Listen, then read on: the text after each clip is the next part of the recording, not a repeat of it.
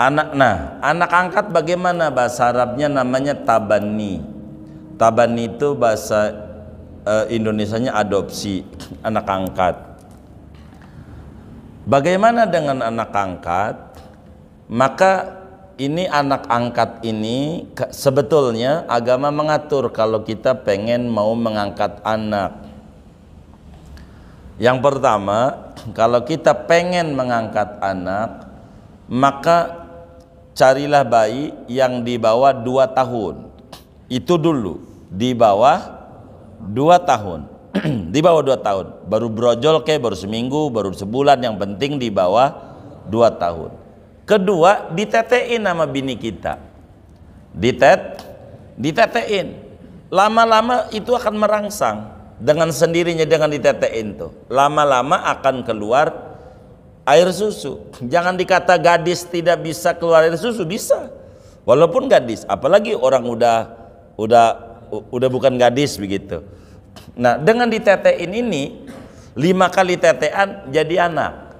Namanya disebut anak susuan. Maka untuk apa? Untuk supaya wudhu nggak batal. Kan jadi anak susu nih. Kalau anak susu wudhu nggak batal wudhunya. Karena anak susu. Begitu.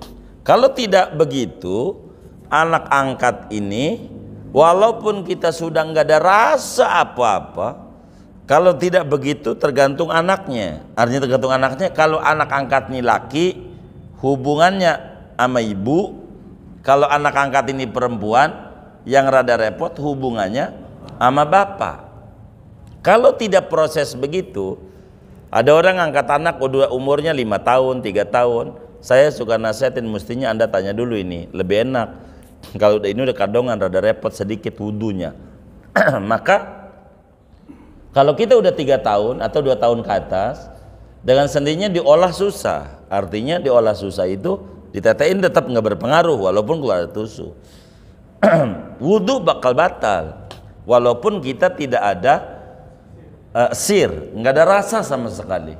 Wudu batal. Bagaimana biar nggak batal wudu kita? Andai ada anak angkat tuh perempuan umpamanya, maka kita harus wudu pakai madzhab Malik, seperti apa yang kita sering ajarkan kalau waktu di Mekah. Jadi wudunya ya dari tangan, kumur, hidung, wajah, ini ya, terus palanya semuanya begitu. Palanya mengusapnya nggak boleh begini-begini, telinga, kakinya kudu diusap, nggak boleh kakinya digini-gini di keran, begitu kudu diusap. Nah, supaya selaman nama dia nggak batal. Imam Malik tanggung jawab nantinya dengan selaman doang. Itu harus begitu kita cara wudunya ketika selaman. Ala kulli hal ketika habis selaman nama dia, kalau wudunya cara madzhab Syafi'i, dengan sendirinya wudu kita batal. Mau sholat wudu lagi. Tapi kan nggak lucu begitu dalam prakteknya. Bagaimana dia habis selaman nama dia bakal bertanya-tanya, siapa saya ini kok habis selaman baba saya wudu. Makanya inilah perbedaan madhab itu sangat menarik buat kita hargai. Begitu pakai madzhab Malik. Madzhab Malik kan mohon maaf, bini kita juga kalau wudunya pakai madzhab Malik nggak batal. Saya kan suka ajarkan kalau di Mekah itu Anda wudunya kayak begini ya, bahaya ini, Anda jangan sampai buang duit puluhan juta, ujungnya Anda tawafnya gandeng-gandeng bini segala macam, jadi bahaya. Saya suka ajarin dalam manasik-manasik itu agar supaya benar gitu, jangan sampai buang-buang duit ke Mekah. Jadi anak angkat, kalaulah kita ngambilnya di atas 2 tahun, dia orang lain, walaupun kita nggak ada sir, maka pesan saya adalah mengikuti wudhu madzhab Malik. Perlu niat enggak ngikut madzhab Maliknya? Enggak perlu. Enggak perlu niat taklid madzhab Malik, enggak perlu. Karena kita wudhu madzhab Syafi'i juga enggak pakai niat-niat nawaitul wudu'a li raf'il hadasil asghari fardhon ala madzhab Imam Syafi'i, kan enggak gitu-gitu juga, enggak ada. Jadi enggak perlu niat-niat lagi. Yang penting wudhunya rapi. Makanya mohon maaf pada waktu kajian bab wudhu, bila kita wudhu itu 77 sunnah wudhu dikerjakan, semua madhab akui kita. Itulah hebatnya madhab Syafi'i. Asal kita kerjakan seluruh sunnah-sunnah wudhu yang ada 77, semuanya bakal diakui. wudhu kita oleh madhab semuanya, karena madhab Syafi'i itu menghargai perbedaan. Begitu, menghargai perbedaan. Jadi, nah berbicara warisannya, bagaimana anak angkat? Anak angkat nggak dapat warisan, makanya bila kita kemudian mengangkat anak, sayang kita sama dia, kasih mumpung masih hidup, beri apa yang kita pengen bagi sama dia, bagi sekarang, gitu. Apa tanah, rumah, bikin catatan, walaupun belum notaris, syukur-syukur bisa notaris, begitu. Bikin catatan di atas meterai, coret-coretan. Kalaupun dinotariskan, kalau kita khawatir begini begitu nanti dia acak-acakan, boleh kita simpan, tapi nama-nama dia. Jadi kita wafat, tinggal bilang sama dia. Biasanya orang tuh ada tanda-tandanya mau wafat, itu sertifikat. Jadi sehingga tidak bakal jadi ribut dengan keluarga yang bakal jadi calon ahli waris kita. Sebab kalau nggak dibagi, kasihan. Kalau nggak masih hidup. Sebab ada kasus dulu di daerah mana ya, Palmera atau apa itu kasus tuh. Kayak begitu tuh. Anak angkat akhirnya nggak dapat apa-apa, kasihan banget, diusir aja. Karena sama ahli waris. Kalau ahli warisnya ngaji, kalau nggak ngaji ini menjadi kendala ahli waris ini. Sekarang nggak berani diam-diam. Nanti kita nggak ada, dia tahu bahwa dia ahli warisnya. Sian dia, tapi kalau udah kuat secara negara akan aman anak angkat itu yang kita bagi itu. Sebab statusnya tabani itu bagus, ganjaran gede, ngurusin orang itu, dan itu membawa keberkahan yang banyak sama kehidupan kita. Kalau kita mengangkat anak gitu, ganjaran gede banget, luar biasa di agamanya, ngurusin orang. Mohon maaf, bilang ngurusin anak yatim kan bukan karena yatimnya, terlantarnya dia kita didik dengan baik, itu luar biasa ganjarannya, membawa kesuburan nama kita. Kita juga harus ada timbal balik perhatian, tapi agama mengatur. Kalau warisan nggak ada catatannya, jangan nunggu kita mati, begitu. Kalaupun mau wasiat, kalau wasiat jadi repot kalau dijalanin. Wasiat itu kalau saya mati, si ini dikasih ini. Ya kalau nanti dijalanin, itu bisa, itu wasiat juga.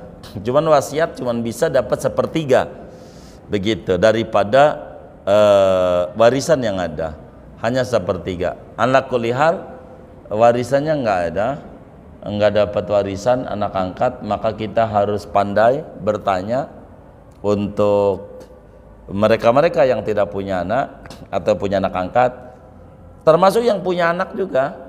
Jangan sungkan kita orang kalau merasa punya harta, jangan takut kita bakal mati. Artinya bakal mati itu dengan ngomong-ngomongin begini nih, kalau gue mati ntar mati lagi, nggak ngomong begitu juga mati juga, begitu.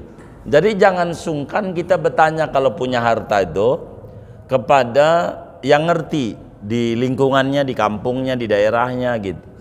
Bertanya, andai saya wafat, andai nih saya wafat nih Ustadz, siapa ahli waris saya? Kalau wafat sekarang nih saya, siapa ahli waris saya? Gitu.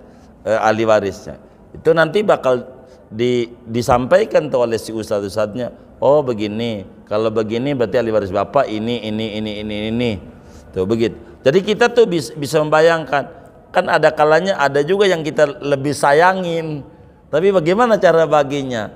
Kan supaya tidak jadi ribut. Agama kan mengatur semuanya, ada payung hukumnya. Jadi kalau kita bertanya tuh akan jauh lebih apa ya, lebih mudah, di kita juga lebih enak dengan kita bertanya. Jadi kitanya jadi jelas. Banyak faktor di masyarakat ini nggak begitu. Ada orang nih ngangkat anak dari cucu anak perempuan, ini kasus, mana tanahnya ribuan lagi. Wilayah masuknya apa, Palmera apa Kebenjeruk tuh ya wilayahnya, pokoknya dekat Binus dah kali itu. Ada kali ya, lumayan panjang, kasihan juga saya. Jadi dia tuh yang nyebokin, yang ngapain. Si nenek nih, nenek dari ibu, tapi nenek dari ibu, jadi ibunya dia punya ibu. Lah ini bukan ahli waris, begitu. Si nenek ini hartanya banyak banget. Lah dia kagak dapat, padahal dia nyebokin ini. Saya bilang kagak ada bang datanya di agamanya. Sian, tapi saya nyebokin, iya. Ini jadikan pelajaran ke depan aja dah. Nanya dulu kalau punya harta. Jadi yang dapat yang dulu musuhan apa si nenek. Mana banyak lagi ya kan? Hah? Borong ngurusin. Pokoknya itu luar biasa aja. Apa? Jadi kebijakan tuh adanya pada dia, pada si ahli waris itu. Begitu maksudnya, Pak. Makanya kalau berbicara kebijakan agama tuh, kita masih hidup ini harus rajin bertanya. Pokoknya kita, mohon maaf, punya baju kayak punya apa, kita rajin bertanya dah. Punya mobil atuh, rajin bertanya. Nih kalau saya mati siapa ahli waris saya gitu. Itu harus rajin bertanya. Begitu, supaya kita bisa mengetahui mana yang kita pengenin dari hidup ini gitu. Jadi kita sudah bisa mengatur, bisa ini, berbicara, bisa antisipasi. Sebab begini, harta nih Pak, kalau kita masih hidup sama Allah diberi hak penuh. Walaupun negara sertifikat nama kita, nama ini, nama harta kita, artinya hak penuh oleh agama. Ini kita punya duitnya 100.000, hak penuh. Hak penuh itu bahasa kasarnya, mau dibuang ke kali ke duit, ya silakan aja, bahasa kasarnya itu, silakan saja. Gitu. Duit kita, gitu. Mau dibagi siapa kek? Kita masih hidup nih. Udah kita kasih masjid aja punya, iya silakan. Orang duitnya, dia yang capek, dia yang ini, terserah dia. Karena masih hidup.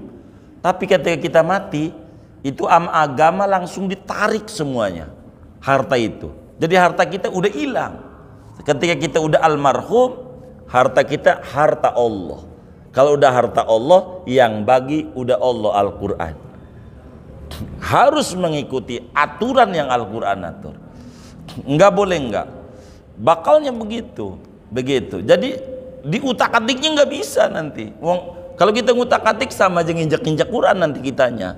Nah, maka mumpung masih hidup itulah kita harus rajin bertanya apa yang kita pengenin dari kita. Itu nanti bakal enak di kehidupan kita. Kalau kita nggak rajin bertanya, akhirnya mohon maaf bahasa kayak gitu tuh. Karena saya yakin si nenek yang tadi itu yang cucunya ngurusin di kuburnya itu nangis. Ya Allah, yang nyebokin gue kagak dapat apa-apa malah diusir gitu. Kira-kira nangis di kuburnya. Ya kebijakannya enggak ada. Ya adanya pada si ahli waris. Bijak enggak dia? Artinya kalau yang ngurusin dah buat dia aja, ya enggak apa-apa gitu. Cuman agama enggak bisa mengintervensi dia, hanya bisa usul doang. Bang bagilah biar dikit. Hanya bisa begitu doang. Enggak bisa menekan. Lu kasih dia, enggak bisa. Memaksa agama sulit itu. Begitu. Orang banyak itu dikubur disiksa karena warisan nggak diatur dengan benar. Sian itu orang tuanya yang warisan nggak diatur aja, diatur. Jadi orang tuh nggak memahami antara mengatur sama eksekusi. Kalau mengatur tuh seminggu sesudah wafat aja mengatur, eksekusi itu nanti namanya. Jadi kita harus bisa bedakan antara eksekusi sama aturan. Contoh gini, kalau adat ya, adat itu kebiasaan keseharian. Kalau di Serang, ini malam nih nuju hari nih malam apa ya, malam Rebo ya, nuju hari. Tuh pagi ngumpulin kiai-kiai, paginya tuh, pagi hari ke-7 itu ngatur. Jadi ngatur doang, bahwa si ini dapatnya umpamanya 50%, si ini dapatnya 12,5%, atau bahasa gampangnya 1/2, 1/8, 1/6, 2/3, 1/4, macam-macam. Nah, hanya bilangin begitu, bahwa bakal eksekusi itu kapan? Ini teknis namanya eksekusi. Ini contoh. Ini rumah masjid, nih rumah kita sekeluarga. Anaknya laki 2, perempuan 1, Mbak. Ini bagaimana eksekusi mau nanti ke? Jadi jangan sampai tiap orang tuh bilang begini nih. Ini yang sering kejadian, saya suka sampein di masyarakat itu kalau ada tanah gitu, mau dijual. Itu tanah engkong gua dulu almarhum. Ya gampang dah, saya bilang engkong mah. Jatahnya dulu. Jangan sampai kita sebagai dianggapnya kita ahli waris mulu. Umumnya nih masjid nih, biar gampang, luasnya berapa? 500. Jangan sampai itu tanah engkong gua, jadi warisan gua gitu. Enggak begitu. Kalau kita umpamanya nih 500, anaknya laki 2, perempuan 1. Lah kita orang laki nih. Maka kita cuma 200 dari 500 tuh. Maka di tanah 500 itu ada tanah gue 200. bukan itu tanah gue, bukan gitu. Ini yang kejadian tuh begitu, sering kejadian itu. Artinya ada saham gitu loh, ada saham. Jadi kita bedakan tuh, jadi sehingga ketahuan tuh saham tuh. Sehingga kalau minjem uang sama orang nggak boleh ngelebihi saham dia, begitu. Kalau umpamanya ini masjid ini anggap dari 500 gitu luasnya, anak laki 2 perempuan 1 kan, yang laki 200, laki 1 200, perempuan 100. Orangnya saya umpamanya, maka saya kalau minjam duit ukuran 200.000, 200 meter, nggak boleh lebih dari itu dosa saya, karena saya menjual hak orang, begitu. Tapi kan saya yang umum di masyarakat, saya bakal bilang itu warisan gue. Ntar saudara kita lagi itu warisan gue, gitu. Saudara kita yang lain itu warisan gue, kan enggak seluruhnya, sepersekiannya gitu. Nah ini yang orang akhirnya jadi luput. Saya sering dalam kehidupan bermasyarakat itu, ntar bang, gampang, tunggong ya, iya tanangkong, ntar saya hitungin ya, dari sekian ribu ada tanah 3.000. Abang ini cuman dapat 20 meter. Oh 20 meter ya dikit ya. Dia 20 meter dari ini nih, karena abang ini udah cucu, udah ini, udah begitu. Karena kan udah kelamaan gak dibagi-bagi. Itu yang dikubur disiksa itu kelamaan. Yang pentingnya dipernya. Jangan didiemin. Kalau didiemin nih jadi bara api. Buat si mayitnya, buat kitanya. Kita jadi bara api. Dieman aja kita. Begitu. Akhirnya kita jadi susah diri. Begitu.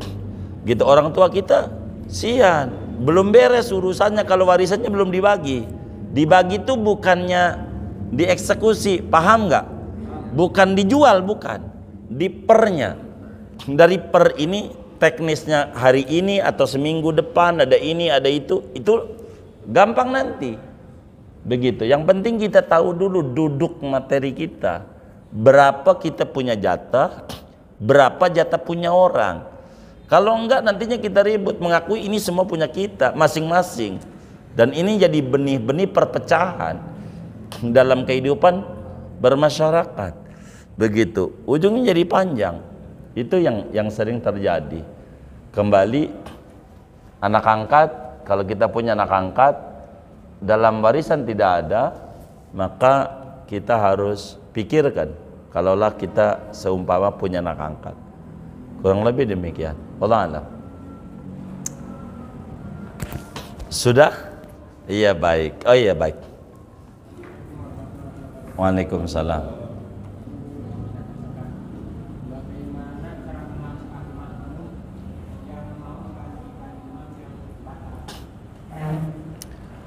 Bagaimana kalau sampai imam itu batal, si makmum? Maka makmum yang dipantat imam ini kudu siap untuk ngegantiin imam.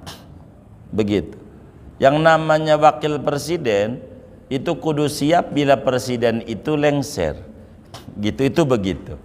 Maka yang dipantat ini kudu dia ngegantiin imam. Caranya bagaimana? Maju aja selangkah. Daripada dia selangkah aja, dengan maju aja selangkah udah beda barisannya antara makmum dan imam. Lanjutin aja. Imam tuh batalnya di mana? Di waladhdallin. Baik, kita langsung baca surat. Lanjutin aja. Imam batalnya di mana? Di iyyaka na'budu wa iyyaka nasta'in. Kita lanjutin aja di ihdinas siratal. Tergantung dari mana itu posisi batal. 2 rakaat tinggal 2 lagi kalau dohor gitu. Apa? Iya nantinya sampai sana, tapi kan tidak mungkin untuk sampai ke sana bakal jadi lompat. Jadi caranya dikit-dikit maksudnya. Caranya ngelangkahnya dikit-dikit. Kalau kita langsung lompat ke sana, maka batal. Kalau langsung lompat. Jadi kita ngelangkah aja dikit, maju dikit, maju dikit-dikit. Itu caranya begitu. Kayak tadi aja tuh, selangkah, back. Iya betul, betul. Jadi tinggal maju aja satu. Maju aja satu, terusin. Namanya disebut dalam bahasa agama istikhlaf namanya. Istikhlaf namanya. Bila terjadi satu batal, maka yang dipantat imam itu kudu siap bila sampai imamnya batal. Itu diantara aturannya. Wallahu a'lam. Boleh.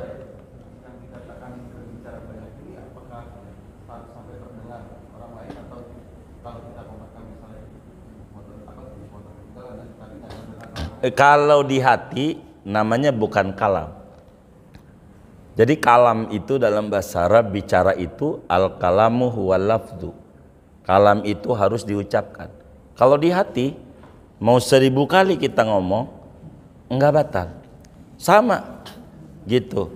Saudara mau ngomelin bininya di hati, geblek lu mah, geblek di hati, enggak apa-apa. Biar 1000 kali. Begitu insyaallah. Begitu. Gimana macam alasan? Enggak apa-apa. Iya. Jadi kalau di hati itu enggak kalam, namanya disebut haditsun nafas, kata-kata hati. Kalau di hati ini dicatat menjadi sebuah catatan, waduh, sholat kita batal mulu. Ingat segala macam masalahnya.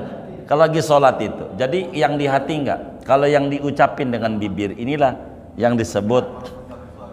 Walaupun ya, jadi kalau harus bersuara, harus, walaupun pelan. Ya, kalau komat kamit doang tidak ada huruf, tidak ada suara, embah dukun namanya. Jadi embah dukun itu,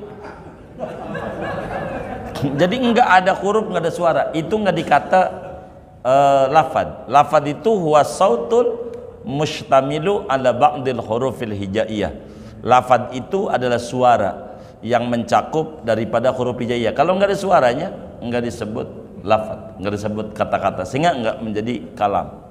Begitu. Jadi harus bersuara. Kalau sampai kita ngomong waduh, ya ini ada yang ngomong waduh, nah ini batal namanya. Begitu. Itu batal. Karena dengan kalimat-kalimat begitu, itu bisa membatalkan daripada sholat. Wallahu a'lam. Sudah ya? Baik.